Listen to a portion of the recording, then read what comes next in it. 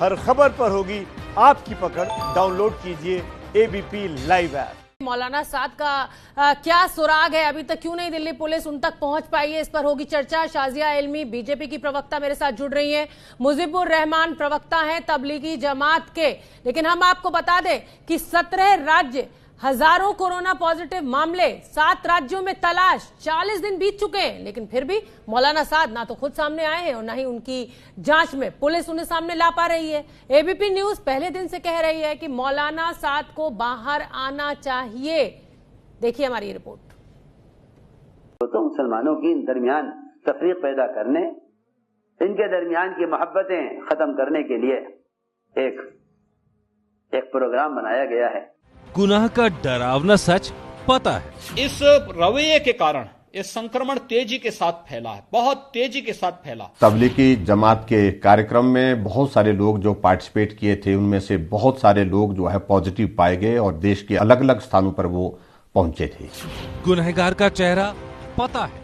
1445 cases, as I mentioned yesterday, they are related to Tablighi Jamaat confirmed cases. लेकिन 7 राज्यों की police मिलकर भी ये पता नहीं लगा पा रही कि निजामुद्दीन मरकज का मुखिया मौलाना साद कहां है। 27 मार्च से 6 मई तक कुल 40 दिन हो गए, लेकिन 17 राज्यों में कोरोना फैलाने का आरोपी मौलाना साद अब भी गिरफ्त में नहीं है। जबकि उनके वकील फुजैल अयूबी ने एक पाकिस्तानी टीवी चैनल पर कहा कि मौलाना साद दिल्ली में ही है। मौलाना साद साहब बिल्कुल यही मौजूद हैं दिल्ली के अंदर, और अथॉरिटीज को पता है कि वो कहाँ है, किस हाल में है।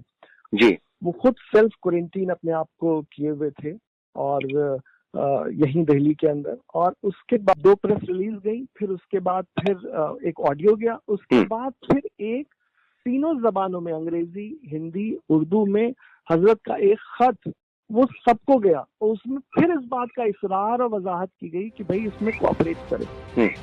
मौलाना साद पर आईपीसी की अलग अलग धाराओं में केस भी दर्ज हुआ है। मौलाना साद पर अप्रैल में ही आईपीसी की धारा 269, 270, 271 और 120 बी के तहत महामारी एक्ट 1897 के तहत मुकदमा दर्ज किया गया। धारा 269 किसी बीमारी को फैलाने के लिए किए गए लापरवाही भरे काम के लिए जिससे किसी अन्य की जान को खतरा हो। इस धारा में 6 महीने जेल या जुर्माना दोनों हो सकता है।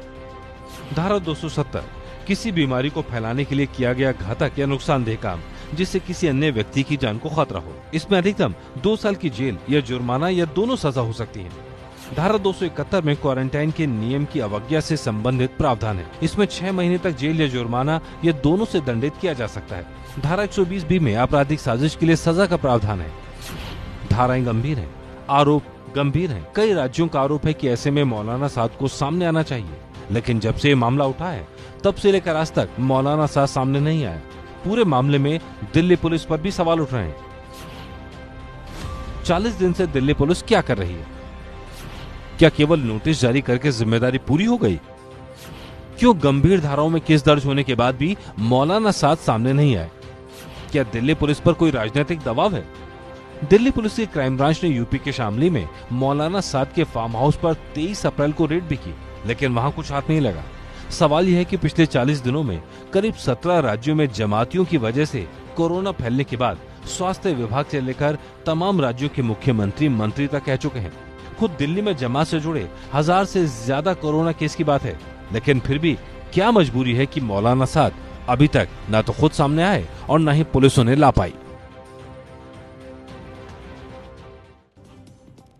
तो तमाम बड़े सवाल एबीपी न्यूज लगातार उठा रहा है। 40 दिन बीत गए हैं, गंभीर धाराओं में मामला दर्ज है, फिर भी मौलाना साद क्यों नहीं पकड़ में आ रहे हैं, क्यों नहीं सामने आ रहे हैं?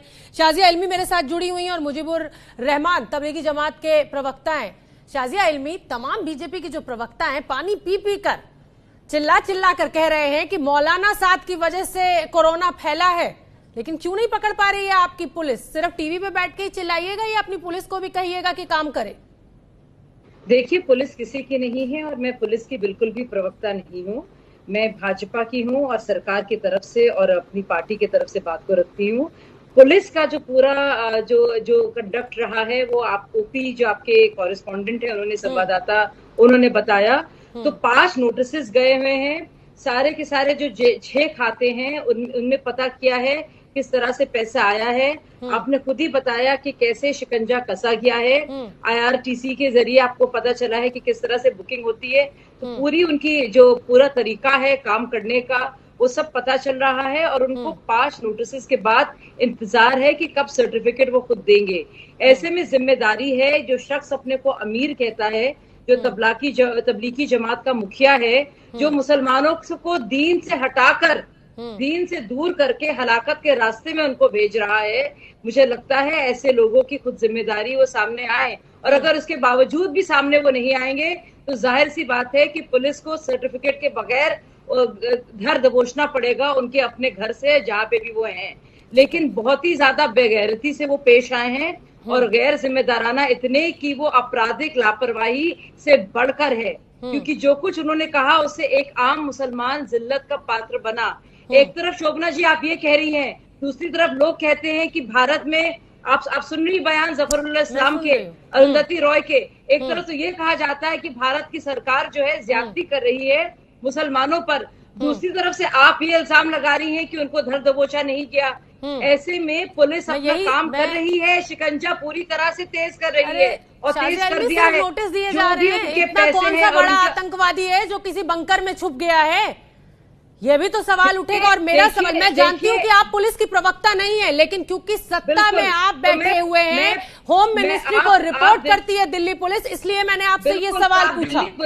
और होम मिनिस्ट्री ने हर एक चीज का पूरी तरह से संज्ञान लिया है, एक के बाद एक नोटिस गए हैं। हाँ। ये उनकी जिम्मेदारी है। ओम प्रकाश नहीं आएंगे। ठीक है शाजिया इल्मी, ओम प्रकाश मेरे सहयोगी कुछ कहना चाहते हैं, आइए ओम प्रकाश बोलिए। शोभना, मैं आपको बता दूं कि जो भी दिल्ली पुलिस कह रही है कि 5 नोटिस दिए, ये नोटिस दिया, वो नोटिस दिया, मैं आपको एक बात स्पष्ट बता दूं कि जो सारे के सारे नोटिस गए हैं वो किसी में भी मौलाना साद को व्यक्तिगत तौर पर उपस्थित रहने के लिए दिल्ली पुलिस ने नहीं कहा है। धारा 160 के तहत कोई नोटिस नहीं दिया गया है, केवल धारा 91 के तहत नोटिस दिए जा रहे हैं। तो धारा 161 के तहत आखिर दिल्ली पुलिस धारा 160 के तहत नोटिस कब देगी? क्योंकि धारा 160 वो धारा है जिसके अंदर दिल्ली पुलिस कहती है कि आप इंडिविजुअल हमारे सामने पेश होइए। तो इसमें दिल्ली पुलिस की साफ तौर पर लापरवाही नजर आ रही है और ये लापरवाही आखिर किसके निर्देश पर होती है? यही बड़ा सवाल है कि ऐसा क्या दबाव है दिल्ली पुलिस के ऊपर। 28 मार्च को NSA मिलने जाते हैं, उसके बाद मौलाना साद अचानक गायब हो जाते हैं। इतना बड़ा आरोप हर प्रवक्ता के द्वारा लगाया गया। मेरे साथ मुजीबुर रहमान भी जुड़े हुए हैं। मुजीबुर रहमान साहब, कहाँ है मौलाना साद, आप ही बता दीजिए। मैंने आपको बताया कि वो यही है, हिंदुस्तान के अंदर ही है। हाँ। और कानून की पूरी मदद कर रहे हैं। हाँ। और जैसे जैसे जरूरत होगी आगे भी उस तरीके से पूरा सपोर्ट करेंगे। हाँ। जो भी डॉक्यूमेंट की रिक्वायरमेंट होगी, जो भी उनके पास अवेलेबल है वो सब देंगे। हाँ। उसको, और अगर इन पर्सन भी जाना होगा तो इन पर्सन भी जाएंगे। तो इन पर्सन क्यों नहीं जा रहे हैं अभी तक? अभी आपके ऊपर इतने आरोप लग रहे हैं, सरकारी अस्पताल में आप कोरोना जांच कराने के लिए तैयार नहीं है, आप कह रहे हैं हम जांच में पूरा सहयोग दे रहे हैं, तो सामने क्यों नहीं आ रहे हैं? चलिए आप पुलिस के पास मत जाइए, मीडिया से ही बात कर लीजिए। राजनीति में आरोप प्रत्यारोप लगते रहते हैं, इनको हम जमात राजनीति से बहुत दूर रहती है, ना कभी मीडिया में आई है ना आएगी आगे कभी भी। ये शायद 100 साल की हिस्ट्री में पहली बार वाकया है कि मीडिया जो है जमात को अपना पक्ष जो है मीडिया के सामने रखना पड़ रहा है। शाजिया इल्मी, आपने कहा कि आप पुलिस की प्रवक्ता नहीं है, सरकार की गृह मंत्रालय की तरफ से लगातार बताया जा रहा है, लेकिन सवाल तो ये पूछा ही जाएगा ना आपसे कि क्यों जब 304 और 308 के तहत मुकदमा दर्ज हुआ है तो क्यों नहीं अभी तक इन पर्सन बुलाया गया मौलाना साहब? जो भी दोषी है उसको बख्शा नहीं जाएगा। इसीलिए आप देख रही हैं, चाहे उनका वेबसाइट हो या उसका पासवर्ड हो या उनके सारे की सारी मोडालिटी हो या बैंक अकाउंट्स हो या जो जिस तरह से भी वो कंडक्ट कर रहे हैं, जिस तरह से वो बुकिंग करते हैं, ये पूरा पर्दाफाश हुआ है। और बिल्कुल ही खुद वो सामने आए, खुद अगर सामने नहीं आएंगे तो जरा सा भी उनको बख्शा नहीं जाएगा।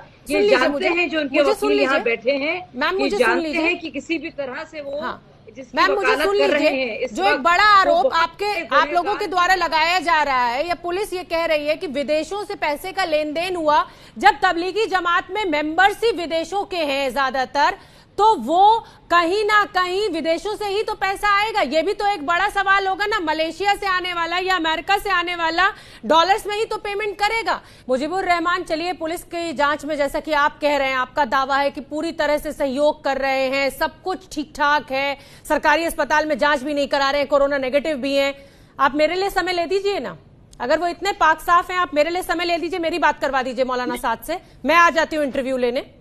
नहीं शोभना जी, मैं आपको बताऊं, जमात का कोई आदमी या खुद मौलाना साद साहब तो बिल्कुल ही इन सब चीजों से दूर रहते हैं।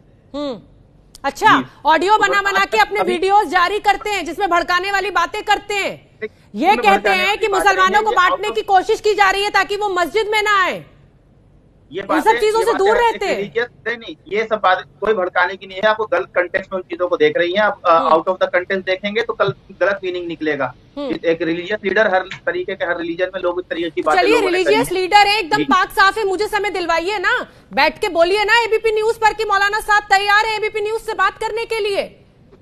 मैंने आपको बताया वो नहीं आएंगे, वो नहीं करते हैं। आज तक जमात के किसी अमीर को आपने नहीं देखा होगा। ये इन सब चीजों से बहुत दूर रहने वाले लोग हैं। वो मौलाना साद साहब जिनके बारे में आप बात कर रही हैं, मुजीबुर रहमान, जितने गंभीर सवाल दिल्ली पुलिस पर खड़े हो रहे हैं ना, उससे ज्यादा गंभीर सवाल मौलाना साद पर खड़े हो रहे हैं। ना तो सरकारी अस्पताल में वो जांच कराने के लिए तैयार हैं और ना वो सामने आ रहे हैं। बहुत बहुत धन्यवाद आप सभी मेहमानों का। मेरे पास इतना ही वक्त है।